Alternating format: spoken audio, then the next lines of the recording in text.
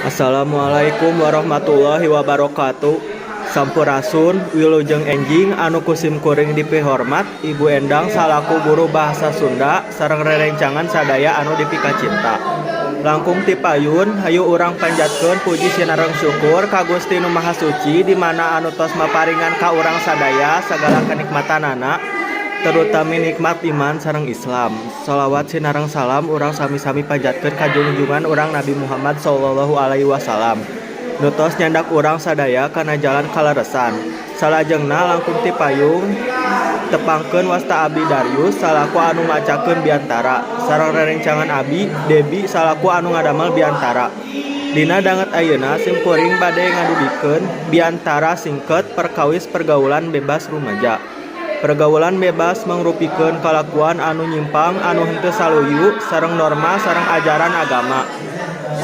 Dina zaman ayeuna anu beuki ngembang sareng modern, pergaulan bebas rumaja laluasa di mana wae.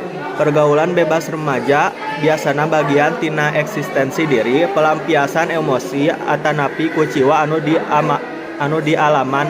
Aya oge faktor anu sanes mangaruhan lingkungan, pertemanan sareng internet. Keluarga anu teu harmonis atanapi broken home oge kasempetan pikeun ngajurumuskeun anak kanan pergaulan bebas. Sepuh anu sering gelut di payuneun anak sareng cerai tiasa ngarusak kamekaran psikologis anakna. Nu ngajadikeun anak condong neangan kasenang di luar sebab teu menang cinta jeung rasa aman ti keluarga. Sedengkeun pikeun rupa-rupa pergaulan bebas nyaeta penyalahgunaan narkoba, seks bebas, mabok, jeung sajabana.